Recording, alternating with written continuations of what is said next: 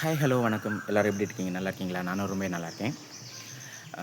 அதாவது கழிவறை இருக்கை சரிங்களா? இந்த புத்தகத்தை பற்றி ரிவ்யூ பண்ணணும் அப்படின்னா ஒரு வீடியோ பத்தாது. ஏன்னா அந்த அளவுக்கு விஷயங்கள் வந்து இருக்குது.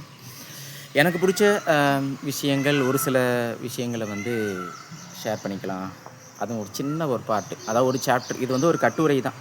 அதான் கிட்டத்தட்ட ஒரு 32 அத்தியாயங்கள், அதாவது சாப்டர் இருக்குது. 32 இருக்குது. இவ்வளவையும் ஒரே வீடியோக்குள்ளே கொண்டு வர முடியுமா அப்படிங்கிறது கண்டிப்பாக அது பாசிபிள் கிடையாது. இதில் வந்து ஒரு ஒரு சின்ன ஒரு சாப்டரில் எனக்கு பிடிச்ச ஒரு பகுதியை மட்டும் எடுத்து பேசலாம் அப்படின்ட்டு நான் நினைக்கிறேன். அதாவது உரிமை கொண்டாடும் மனப்பான்மை, அதாவது பொசசிவ்னஸ் அப்படிம்பாங்க சரிங்களா? அதாவது இந்த வார்த்தை வந்து நீங்கள் கேள்விப்பட்டிருப்பீங்க, அதிகமாக கேள்விப்பட்டிருப்போம். இப்போ ஒரு காதலன் வந்து ஒரு காதலிக்கிட்ட வந்து சொல்கிறான்னு வச்சுக்கோங்க. என்ன சொல்கிறான் அப்படின்னா, நீ எனக்கு மட்டும்தான் சொந்தம், உன்னோட ஆதி அந்தம் எல்லாமே நீ மட்டும்தான், என்னோட ஆதி அந்தம் எல்லாமே நீ மட்டும்தான், நீ எனக்கு மட்டுமே சொந்தமானவ. அதாவது உன்னோட அப்பா அம்மா சொந்தக்காரங்க ஃப்ரெண்ட்ஸு இவங்க எல்லாத்தையும் தாண்டி நீ நீ எனக்கு மட்டும்தான் சொந்தமானவ அப்படின்ட்டு ஒரு காதலன் வந்து ஒரு காதலிக்கிட்ட சொல்கிறான்னு வச்சுக்கோங்க. இப்படி சொல்கிறப்ப அந்த பெண் வந்து ரொம்ப ரொம்ப கவனமாக இருக்கணும்.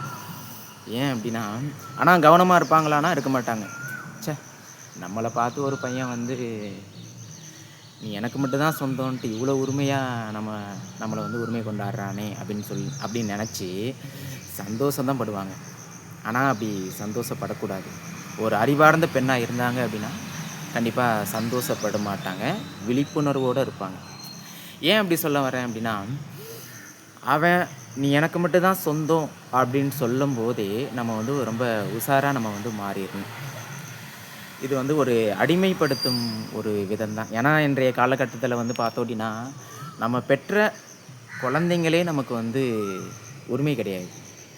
அதாவது ஒரு குழந்தை பிறக்குது அப்படின்னா தொப்புள் கொடியை அம்மாக்கிட்டேருந்து கட் பண்ணிட்டாலே அது வேறு உயிர், நம்ம வேறு உயிர் தான் சரிங்களா? அந்த இடத்துல போயிட்டு நீ என்னோட உயிர், நீ எனக்கு மட்டும்தான் சொந்தம் அப்படின்ட்டு நம்ம அடைச்சி வச்சிட முடியாது, அடைச்சி வைக்கவும் கூடாது சரிங்களா? அதாவது ஒரு பறவை இருக்குன்னா அந்த பறவை வந்து சுதந்திரமாக பறக்க விட்டால் தான் அது வந்து பறவை. அப்படி இல்லாமல் அதை கொண்டு வந்து ஒரு கூட்டுக்குள்ளே அடைச்சி வச்சு அதில் என்ன சுவாரஸ்யம் இருக்குது சரிங்களா? அதை பற்றி தான் ரைட்டர் அதான் வந்து ரொம்ப அழகாக சொல்லியிருக்காங்க. அதாவது இந்த சாப்டர் ஆரம்பிக்கும் போதே, காதல் என்பது சொந்தம் கொண்டாட மட்டுமே என்றால் அது வந்து காதல் ஆகாது. அதாவது இந்த பொசசிவ்னஸ் வந்து யாருக்கு அதிகமாக வரும் அப்படின்னா, தன் மீது தனக்கே அன்பு இல்லாத போது தான் அந்த பொசசிவ்னஸ் வந்து அதிகமாக வர்றதுக்கான வாய்ப்பு வந்து இருக்குது சரிங்களா? அதாவது நம்ம ஃபஸ்ட்டு நம்மளை வந்து லவ் பண்ணணும், லைக் பண்ணணும் சரிங்களா? அது இல்லாமல் இருக்கவும் தான் அதை வந்து என்ன பண்ணுறது, மற்றவங்கள்ட்ட போயிட்டு அப்படியே திணிக்கிறது. அதாவது இப்போ ஒரு ரோஜா செடி பூக்குது அப்படின்னா அது பூக்கிறதுக்கு வந்து பார்த்தோம் அப்படின்னா அதுக்கு காற்று, சூரிய ஒளி, வாட்டர் எல்லாமே தேவை சரிங்களா? அதை விட்டுட்டு அதெல்லாம் கொடுக்காம நாம் போயிட்டு ஒரு ரூம்குள்ளே போட்டு நம்ம அப்படியே பிடிச்சிக்கிட்டே அப்படியே படுத்து தூங்கிட்டு இருந்தோம் அப்படின்னா அந்த ரோஜா செடி வந்து வளர முடியுமா? அது மாதிரி தான் உரிமை கொண்டாடும் விதமும். அதுவும் ஒரு ஸ்டோரி மூலியமாக சொல்லியிருக்காங்க. அந்த ஸ்டோரி என்ன அப்படின்னா, ஓஷோ சரிங்களா? நான் ரொம்ப வியந்து பார்க்கக்கூடிய ஒரு மனிதர்னா ஓஷோ.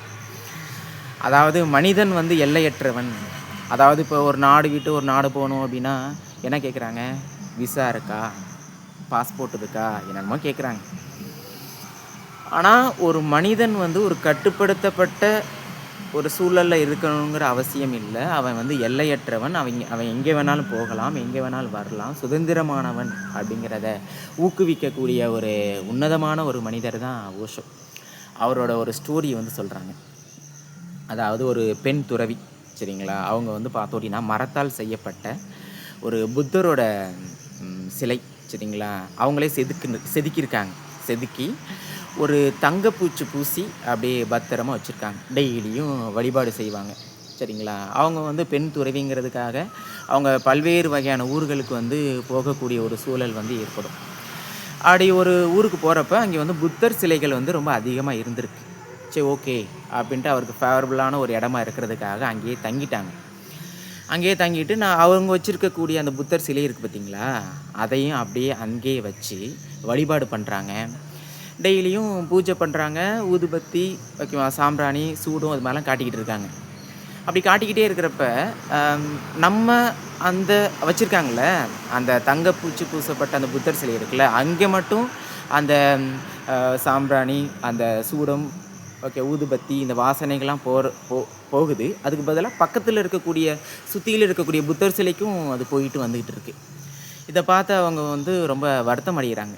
உடனே என்ன பண்ணிட்டாங்க அப்படின்னா, ஒரு ஒரு பெட்டி மாரி செஞ்சு, அதுக்குள்ள அந்த ஒரு சூடம், சாம்பிராணி எல்லாத்தையும் வச்சு, அப்படியே அந்த பெட்டிய வந்து க்ளோஸ் பண்ணிடுறாங்க. அவங்களோட புத்தர் சிலைக்கு மட்டும் அந்த சூடம் எல்லாமே காட்டுறது மாதிரி. இப்படியே பண்ணிக்கிட்டே இருக்கிறாங்க. நாள் போக்குல கொஞ்ச நாளைக்கு அப்புறம் பார்க்குறப்ப, அந்த தங்கப்பூச்சி பூசப்பட்ட அந்த புத்தர் சிலை இருக்குங்களே, அதோட கலர் வந்து மாறுது. அத மாறுன உடனே ரொம்ப அவங்க வந்து வருத்தப்படுறாங்க. அப்படிதான். இப்போ ஒருத்தவங்க வந்து உங்கள வந்து உரிமை கொண்டாடுறாங்க. "நீ எனக்கு மட்டும் தான் சொந்தம்" அப்படின்ட்டு ஒருத்தவங்க சொல்றாங்க அப்படின்னா, நீங்க வந்து ரொம்ப ரொம்ப கவனமா இருக்கணும்.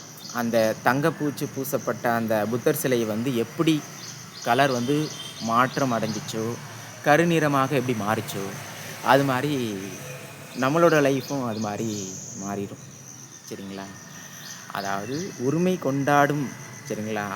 ஓகே, இந்த கதை படிச்ச உடனே, இந்த அத்தியாயம் படிச்ச உடனே நான் பண்ண முதல் விஷயம் என்ன அப்படின்னா, என்னுடைய மொபைல் ஃபோன்ல என்னோட மனைவி நம்பர் இருக்கு பார்த்தீங்களா? அத வந்து டெலீட் பண்ணது தான் நான் பண்ண முதல் வேலை. ஏன்னா, அது நம்ம என்ன சேவ் பண்ணியிருப்போம், பேர் போட்டிருப்போம், இல்லைனா ஒய்ஃப்ன்னு போட்டிருப்போம், மை லைஃப் இது மாரி ஏதோ ஒண்ணு போட்டிருப்போம். நான் என்ன இத படிச்சோனே நான் என்ன நினைக்கிறேன் அப்படின்னா, இந்த wife, my life, love, my life, என்னுடைய உலகம், இது எல்லாமே ஒருத்தவங்க மேல, ஒரு உயிர் மேல நம்ம வைக்கிறோம் அப்படின்னா, அந்த உயிர வந்து நம்ம வந்து நேசிக்கிறதுக்கு பதிலாக, அந்த உயிர வந்து நம்ம அடிமைப்படுத்திக்கிட்டு இருக்கோம். அப்படிப்பட்ட ஒரு உணர்வு வந்து எனக்குள்ள வந்துச்சு. அதனால தான் உடனே அத டெலீட் பண்ணாலும் நம்ம அந்த மொபைல் நம்பர் வந்து நமக்கு ஞாபகத்துல இருக்க தான் போகுது. சரிங்களா? இப்ப கேட்டாலும் என்னால சொல்ல முடியும். எல்லாத்தாலயும் அப்படிதான். சரிங்களா? அதனால இந்த சாப்டர் வந்து எனக்கு ரொம்ப ரொம்ப புடிச்ச மாரி இருந்துச்சு. அதுதான் உங்கள்ட்ட ஷேர் பண்ணிக்கலாம் அப்படின்ட்டு நான் நெனச்சேன். இந்த புத்தகம் வந்து நீங்க படிச்சிட்டீங்களா? உங்களுடைய கருத்துக்கள நீங்க வந்து கமெண்ட் பண்ணுங்க. நெறையா கமெண்ட் பண்ணுங்க. நம்ம தொடர்ச்சியாக நெறையா பேசுவோம். மற்றும் ஒரு வீடியோல நம்ம சந்திப்போம். Thank you.